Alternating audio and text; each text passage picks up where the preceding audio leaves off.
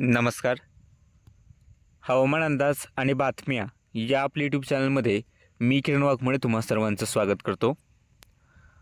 आज 25 डिसेंबर सायंकाळचे साधारणतः 6:15 वाजलेत आणि आता आपण पाहूयात की राज्यात पुन्हा जो अवकाळी पावसाच्या काही बातम्या येत आहेत, तर नक्की पावसाची शक्यता कुठे आहे किंवा किती प्रमाणात शक्यता आहे तेही पाहणार आहोत. पण सर्वात प्रथम जर आत्ताची थंडी पाहिली तर राज्यात विदर्भ, मराठवाडा, उत्तर महाराष्ट्र, मध्य महाराष्ट्राचे काही भाग आहेत चांगली थंडी पडायला लागली. सर्वसाधारण थंडी आहे, जवळपास 1 असेल मध्य महाराष्ट्राच्या दक्षिण भागात, की तापमान थोडंसं अधिक असेल, पण बऱ्यापैकी तापमान आता किंवा बऱ्यापैकी थंडी हे आपल्याला पहाटे जाणवत आहे. बाकी पूर्वेकडचे वारे वाहत आहेत. दिवस मात्र थोडासा गरम आहे. फक्त कोकणातच नाही, मुंबईतच नाही, तर राज्याच्या इतर ठिकाणसुद्धा तापमान दिवसाचं थोडंसं वाढलेलं आहे.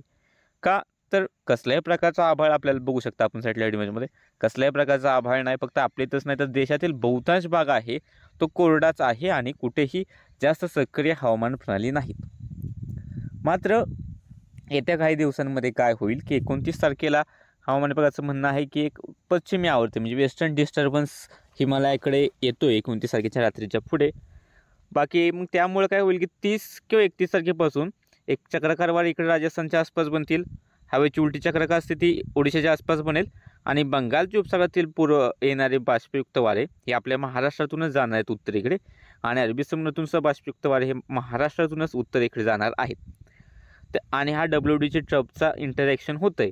म्हणजे काय होईल की राजस्थान, मध्य प्रदेश, उत्तर प्रदेशच्या आसपासचे भाग आहेत या ठिकाणी गडगडाट आणि गारपिटीची शक्यता सुद्धा बनेल.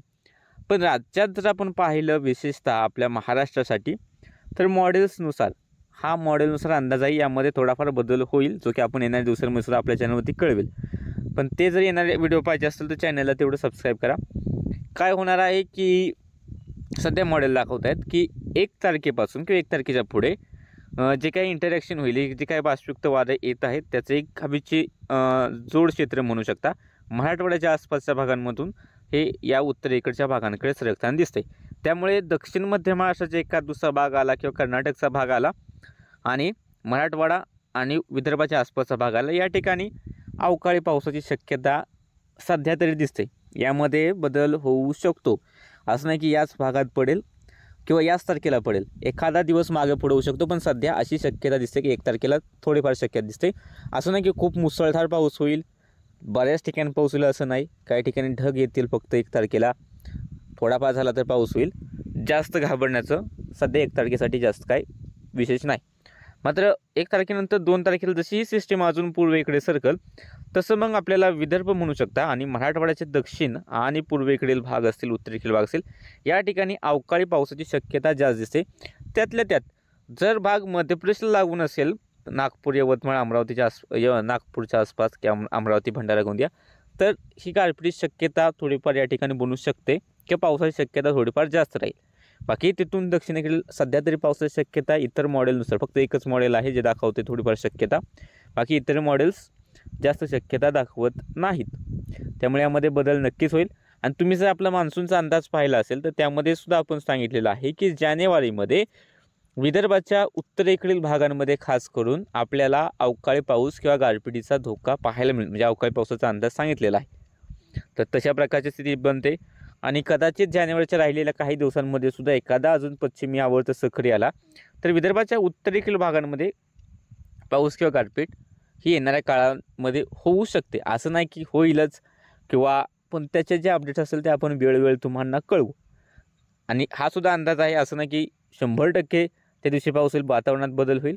उत्तरेकडील भाग असेल तर पावसाची शक्यता थोडीफार वाढत जाईल. म्हणजे जर का तुम्ही इकडे उत्तरेकडील भागात असेल पावसाची शक्यता जास्त, दक्षिण पश्चिमेकडे असेल या ठिकाणी तर पावसाची शक्यता कमी. म्हणजे महाराष्ट्राच्या दक्षिण आपण महाराष्ट्र नागाच्या पाहूया, त्यामध्ये व्यवस्थित कळेल की या ठिकाणी उत्तरेकडे असाल तर पावसाची शक्यता थोडीफार जास्त.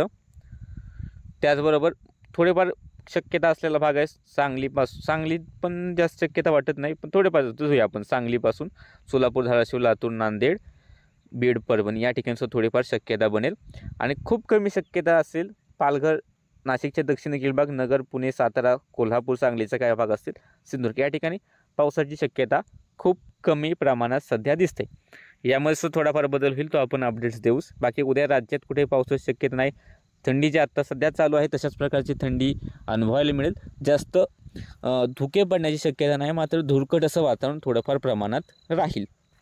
बाकी सध्याच्या अंदाजामध्ये इतकंच. दररोज हवामानाचे अंदाज पाहण्यासाठी चॅनलला सबस्क्राईब करा, व्हिडिओ लाईक आणि शेअर करायला विसरू नका.